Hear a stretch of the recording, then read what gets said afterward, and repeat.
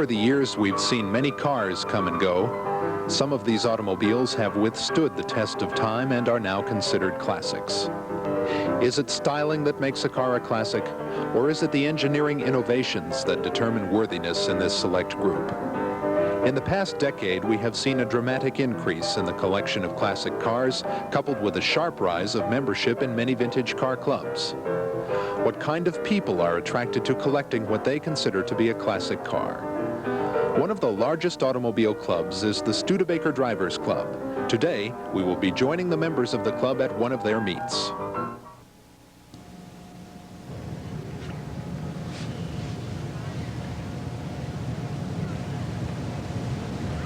Hello, I'm Ken Kramer, and for the next few minutes here we're going to be talking about the collecting, the preservation, and the driving of classic cars. Not all of them are old cars, but all of them are classics, and all of them happen to be Studebaker automobiles. We're here at a meeting of the San Diego chapter of the Studebaker Drivers Club.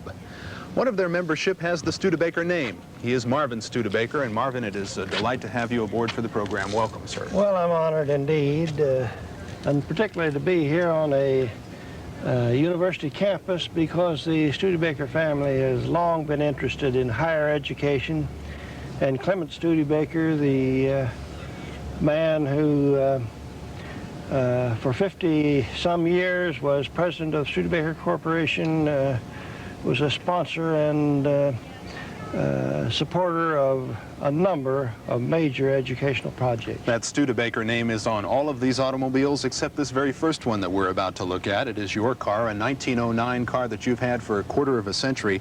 It doesn't say Studebaker on it, but it does say EMF, and what might that stand for? Well, the people in that day, some of the opposition especially, competing dealers, said that meant every mechanical fault. That wasn't nice. Or perhaps every morning fix. But they were a good car. Actually, they represent the names of the three people who designed the thing: Everett, Metzger, and Flanders. The Studebaker Corporation was a silent partner. They put up the money. These people put up the know-how. So before the Studebaker name, there was EMF. I also see EMF on this headlight, and obviously this is not our standard contemporary incandescent bulb. No, these are acetylene headlights. They're operated by a generator, a carbide generator that is sitting over here on this running board. They give a very intense white light. I've been told, in fact, that the light that is generated from these particular bulbs would be illegal by contemporary standards. That's incredible to me. That's right. They're too bright. So we couldn't even have them on today's automobiles. They're much too bright. That's interesting. Here is something that I think is of note, and these are spokes, of course, but they are made of wood. Yes. All wheels were made of wood until in the 1920s, and it stems from the practice of the wagon and carriage builders. These are built essentially the same way that they built carriage and wagon wheels. So in addition to the threat perhaps of a flat tire, you might have had a broken spoke, which could be a rather serious matter, I suppose. That's right. Back this way, I have a couple of things that I have to play with, if you'll pardon me. One is a horn. I don't know if that's the city horn or the country horn, Marvin, but it's a nice horn, and I guess I'm blowing it right. Yes, it's a little weak. Do you ever take this car, I must ask you, do you ever take this car just out for a drive? Do you ever take it down to the 7-Eleven or just down to take it up and down the street other than the obvious parades and things of that sort, Marvin? Well, we drive them a little bit constantly because a car needs to be driven a little. I've driven it to the 7-Eleven, as you said, and I've also driven it as far as 300 miles in a single day. I bet then you'd give the old highway horn a blast, huh? I have to ask you about this because this is an interesting story, Marvin. There's a seat in the back that I hope we can get a shot of, and there's a story about what this seat means. Well, that is called the mother-in-law seat. It was never known by any other name. Why? I don't know, but I think probably it's obvious why they might have called that the mother-in-law seat, but that's the name by which it was known. It's a seat, a single seat here in the back of this 1909 automobile, which is your own. Perhaps, Marvin, we can move over this direction and take a look at a car that I find fascinating because I tend to think of Studebaker automobiles, Marvin, as being economy cars, as very practical sorts of transportation vehicles. And yet this car, as I take a look at it, it's a 1931 Studebaker automobile, and to me it looks like it must have been very expensive even in its day. Yes, the quality of this car is obvious. Actually, it was a relatively high-priced car. The biggest that Studebaker ever built, and in fact one of the biggest built in by production standards in America. It's, I believe, 131-inch wheelbase. Whoa. And it has a straight 8 engine. 8 cylinders straight in a line, huh? 8 cylinders in a line, whereas modern engines have 8 cylinders in V shape. One thing I may also note here, we're now talking about wire spokes, whereas before, of course, they were wooden. That's right. That was a feature of the cars in the 20s and early 30s. Some of the other features of this car, now I note down here, there's a, looks like a small paneled compartment here with a lock on it. What would this here be? Well, that's part of the prestige and affluence that this car represents. That's a golf bag container. Presumably anybody that could afford to own this vehicle could afford to spend his afternoons playing golf. A person who might be able to own it now, what might it be worth? Would you have any idea what a classic automobile of this sort might be worth, Marvin? No, I have a suspicion, but I'd prefer not to indicate it Certainly here. priceless, I'm sure. It would cost a lot of money. No doubt about it. This is not a mother-in-law seat, I suppose, but we'd call it now a rumble seat back here. That's a rumble seat, but it serves the same purpose, only this holds 2 people, whereas the one behind us holds only 1. Have to remember to take an umbrella on rainy days in any event. That's right. And maybe we can cross over here, Marvin, and talk about this. I mean, when they said a trunk, they were talking in those days about a real trunk. That's right. This is a real trunk. It's, in fact, that is alligator hide, alligator skin. A very fine trunk, and I happened to, a friend of mine located this in Fort Worth, Texas, and I happened to be there at the time, and I brought it home for this man. It's a beautiful automobile. That's the way we get our parts. Some friend finds them for us, oftentimes. A beautiful car, and it's designated as a historical vehicle. Yep. Over here now we're talking about a car which obviously now is a bit more aerodynamic, has assumed some streamlining properties, and perhaps you can tell us about this car, Marvin. Yes, this is a 1941 model. It is also a straight 8, but it's somewhat smaller. All cars begin to shrink at the beginning of the build-up for World War II, and this is an example. You'll note that also that it has no running boards. This 1941 is I do see that now that you mention it. is the year that they did away with running boards. I must ask you about this, Marvin, because here we're talking about an automobile that, as we've said, is more aerodynamic, it's more streamlined, but in addition, I'm sure that it must have been something that they noted saved gasoline.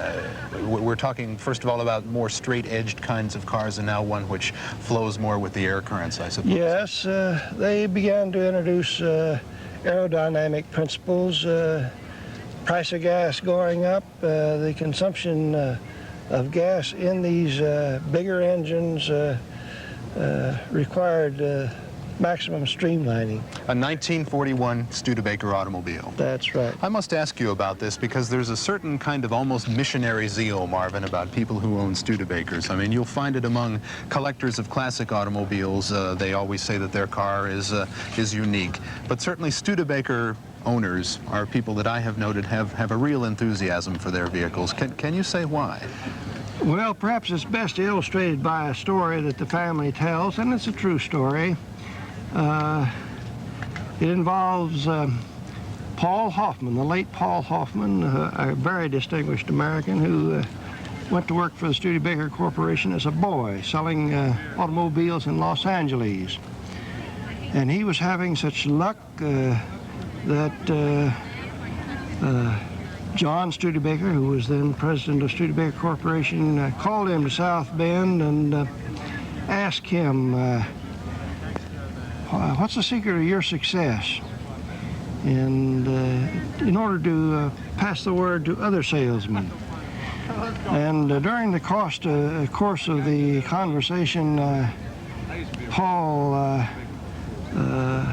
asked him, he says, well, Studebaker's been around so long, to what do you attribute the Studebaker success? And John said, well, we've always believed in giving more than we promised.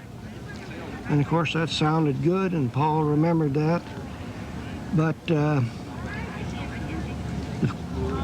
interview ended there, and Paul got up to leave, and John said, but don't give too much more than you offer, you'll go broke. It's a little family story, huh? The Studebaker Corporation. Beautiful cars, everyone, Marvin Studebaker.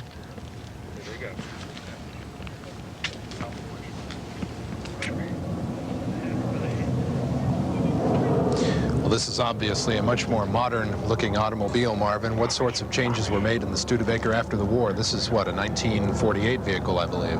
That's right. They tried to cut costs, all companies did, and the most obvious result is that all cars are a little smaller than they were before the war, and in this particular model, they tried to increase the visibility. We should somewhat. mention, what is the model here? What kind of a car are we looking at? This is a Commander model, a 1948. Is that right? Well, this is a 1948 vehicle, yes. It's a 1948 Studebaker Commander. I think we have the owner of the car here as well, do we not? Woody? Yes, Woody. Can you tell us something about these cars here? This is Woody Wickersham. How do you do? Let's turn you around this way a little bit and get a good shot of you for the cameras here, Woody. This is your automobile. We congratulate you on it.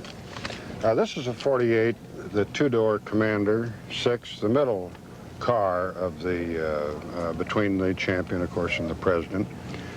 And this is the all-new model that they put out right after the war. In other words, the 46 and the 47 was a warmed-over version, of course, of the 41. Then they brought the all-new car in 48, the forerunner of the Starlight, of the bullet nose Starlight Coupe. I note that you have someone here laboring. Yes, I have my daughter that that helps me with the restoration of the cars, and she's learning a lot about them. This is Carrie. Hi, Carrie. Hi. And she hopes that when she's old enough to drive, that she'll be able to take care of her own car, and she loves to go to the shows and clean them up. Woody, may I tell you something? I looked in on the odometer of this vehicle. It has 27,999 miles, or does it have 127,000? No, the odometer is correct. It has about 2,000 miles more than that, due to the fact that I can't get it to turn over. I was going to say, if you drive it another block, you're going to go 28,000 miles. It just simply will not turn over. So when I got the car, it had about 500 miles less. Everything worked perfect, but when it got to turnover, it just simply won't do it. Well, let's take a look at the comparison between this automobile and the one which is next to it. Now, obviously, this is a car that I recognize. The old saying was that you could never tell whether this car was going or coming. This is the bullet nose car. When this car first came out in 1950, the bullet nose, there was a lot of talk about it. A lot of people immediately said they liked the car. A lot of them were a little apprehensive. But you know, it caught on. And when it did, it just went like wildfire. Now, you notice the car, this is the same body with the exception of the wraparound window. In the rear, we're talking about now. That's right, the rear window wraparound. It's exactly the same body. Then when they put a one-piece windshield, where the 48, of course, has the two-piece, they redesigned the front end. In other words, the 48 was the introduction to this. They knew that they had it on the board. They knew they were going to put it out, but they had to kind of lead into it. So there were some real engineering innovations here, too, weren't there? We're talking about a V8 engine, among other things, of course. Yes. They come out with a 232 V8, which was the first small engine that Studebaker built. Very successful. And they used it up in this car. They used it in the 51, and then in 52 they came out with a 259 V8, a little larger engine of the same type. I suspect that the block was bored out to the little larger dimensions, and they used to get a little more power out of it. I'm sure that the viewers in many cases share the same impression I have, Woody, and that's when you take a look at a vehicle like this, it brings back so many memories. Oh, I knew so-and-so had a car like that, and he or she drove it for the longest. Why did we ever sell that car? It was a beautiful car, and now you have a classic automobile, don't you? It certainly is. Certainly a classic. All of the Studebakers up into the later models, particularly the Hawks and so forth, are considered the classic special interest cars. This is a beautiful vehicle, and again, this is the Studebaker Commander, right? That's right. This is a 1950 Commander, the bullet nose two-door coupe. Beautiful car, beautiful car. Which is a real Is it for nice sale? I don't think so, no. Magnificent automobile. Beautiful. Marvin, Woody, as you travel around the country, well, here we are amongst a group of obviously enthusiastic Studebaker owners and preservers and restorers, but how large a group, Woody, is there across the nation? Now there's almost 10,000 members. Really? The last count, yes. We have it's the largest car organization or car club of the same type in America. And this is a national roster here. Oh, you have a book that lists them all? Yes. Why is that important? Every, when you go on a trip, particularly going, this is a very necessary thing to have, mainly from a social standpoint. But if you do happen to have trouble, which you probably won't, but if you would, all you have to do is to look up the town closest to where you are, and you'll find a very friendly Studebaker member that's more than glad, eager to help you with your problem and get you on the way again. But he adds, you probably won't have trouble. You probably won't. There's a loyal sure Studebaker owner. But if you do. This is a very stylish, very modernistic appearing vehicle, 1955, I believe. This is a 55 Speedster. This is the Loewy Coupe, the famous Raymond Loewy design. And this particular car here was in limited production, very fast, has a 259 V8 engine, automatic power steering and brakes. Each one of these cars that were produced was driven around the test track by the famous race driver Abe Jenkins. So the name Speedster is no accident. That's right. This indeed is if it didn't do 130 miles an hour, back into the factory it went and it was tuned, and each car had a plaque on the dash stating that it was tested by Abe Jenkins at 130 miles an hour. We've got some surprising vehicles over here that I think we ought to take a look at. At the immediate surface indication, you wouldn't think that these vehicles are in fact as old as they would seem to be, but why don't we take a look? They resurrected the term president that they gave to this particular model after it's been in limbo for several years. Got to take a look at these two over here. Marvin, the Studebaker Motor Car Company has always sort of had this reputation, it has certainly been my impression, that the corporation was sort of in the forefront of styling, that they would put out a car that was perhaps more streamlined, the impression that they were a little bit ahead of their time. In retrospect, would you say that that quality of the Studebaker motor car worked to its benefit? Well, I can't say, and I don't suppose anyone can. They were a great car, a great company to experiment. They hired the best talent available. These cars here illustrate that they were about as modern as anyone could possibly be in the field. They're well ahead of their time. But maybe we can talk to Woody about this car here, because Woody, this is one that you restored, and this is a 1962 automobile. This is a 62 Gran Turismo Hawk. This is the last of the Hawks. There were two more, the 63 and 4, but virtually the same car. Very few front-end changes. And you went to the trouble to restore it completely? That's right. I restored this car, new engine, complete new short block assembly,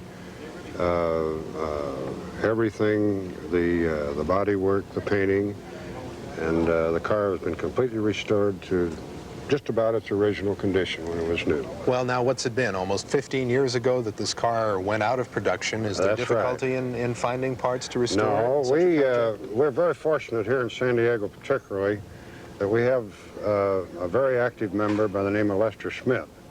And Les has accumulated enough parts to satisfy all of our needs, plus many, many other people's needs all over the country.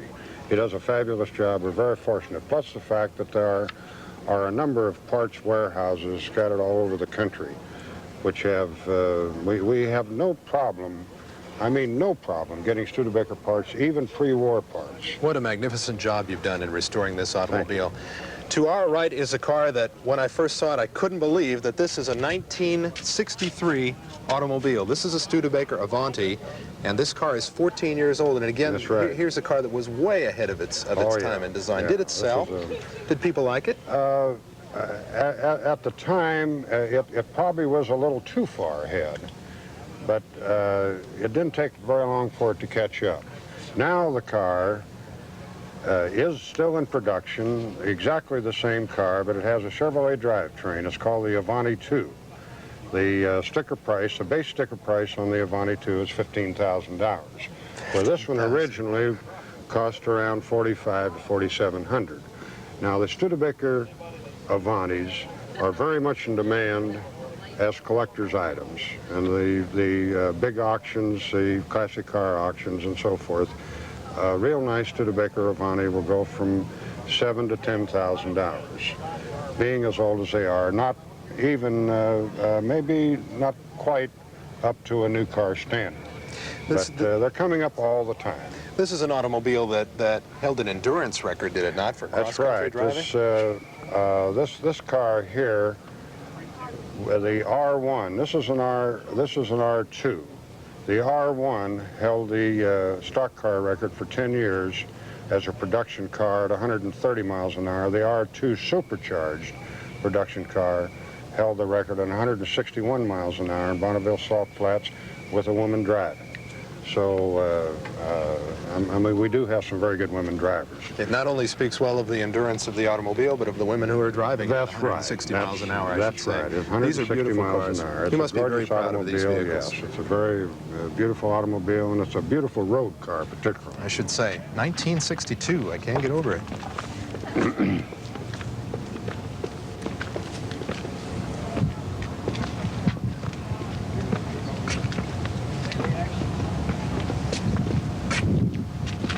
Well, here now we are, gentlemen, approaching the end of the Studebaker line. This is a 1965 automobile, Studebaker Daytona, and Marvin, I believe this car was not even made in the United States of America.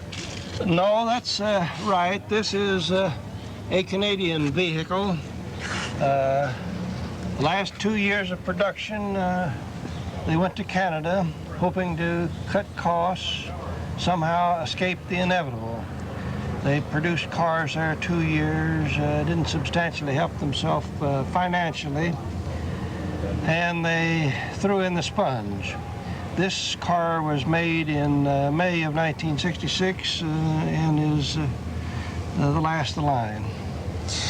I guess this is a question, Marvin, that you are asked very often, and it's a broad question, and I don't know how one can really respond to it. So many factors must be responsible.